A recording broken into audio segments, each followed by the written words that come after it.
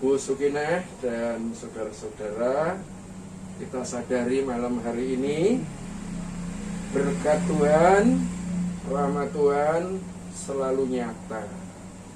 Karena Bu Sukinah yang sudah dinyatakan sakit pada saraf di bagian wajah bisa kembali ke Jakarta dari Lampung dengan kuat, dengan selamat sampai rumah.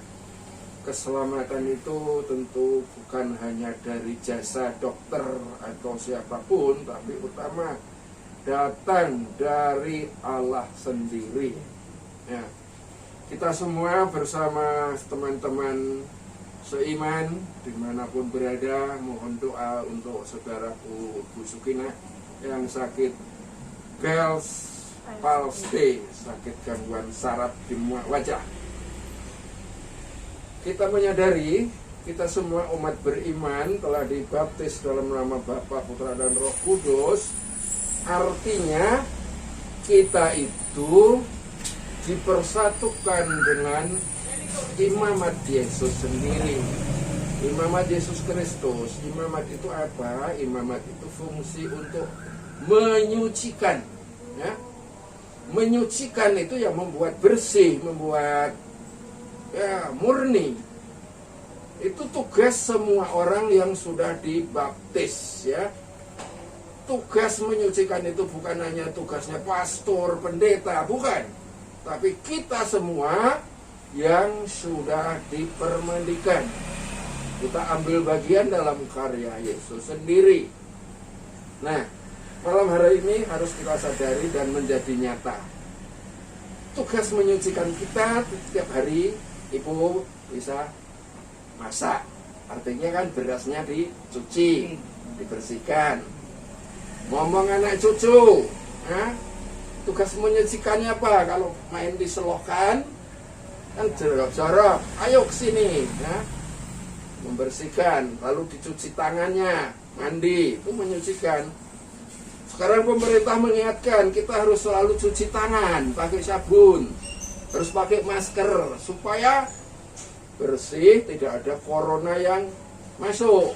Nah, begitu salah satunya tugas menyucikan itu. Tapi kalau tugas menyucikan atau membersihkan itu dilakukan di lingkungan sekitar, ya tugas membersihkan. Tiap jalan ada sampah, ada bangkai tikus, ya disingkirkan, dibersihkan. Itu tugas kita menyucikan, ya. Tugas menyucikan di dalam roh, kita ambil bagian roh Yesus, ya kita harus bisa lakukan, harus sadari. Selama ini kita sering tidak sadar bahwa kita itu diberi roh oleh Yesus sendiri untuk menyucikan, ya. Menyucikan apanya? Karena menurut penyelidikan orang Jepang, orang sakit itu terutama karena gangguan roh itu 50%. Ya. Gangguan roh itu kan 50% orang sakit disebabkan gangguan roh.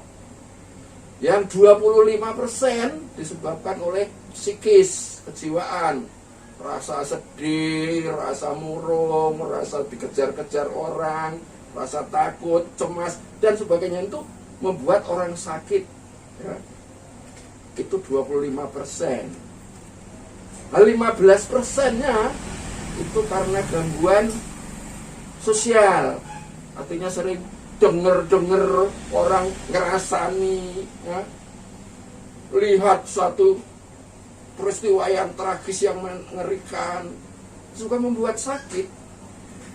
Yang 10% itu disebabkan oleh gangguan fisik, ya, ada bakteri, kuman, corona, ya.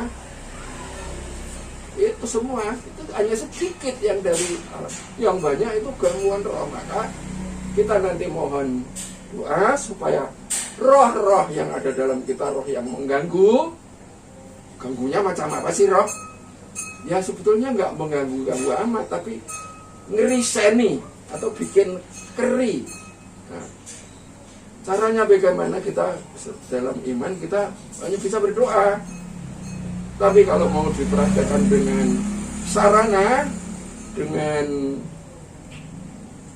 bahan, ya orang-orang saudara-saudara Tionghoa itu menyulit lilin merah di serambinya, di kamarnya, supaya roh-roh pengganggu yang adalah juga leluhur damai, tenang, bikin keluarga tenang. Di gereja-gereja juga dipasangi lampu merah, lampu Tuhan. Nah, supaya tidak ada roh jahat masuk gereja.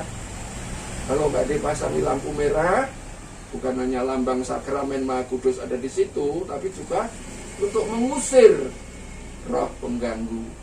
Maka gereja-gereja yang jauh, yang tidak ada lampunya, roh jahat bisa bekerja sehat. Kalau dengan lampu merah, dengan cahaya inframerah, roh jahat lemah, pergi. Maka tidak heran kalau ada gembala, ada pelayan-pelayan juga bisa berantem karena ada roh jahat di situ. Nah, banyak terjadi itu. Bukan tugas mulia pelayanan yang baik, tapi sering dimasuki roh sehingga berantem.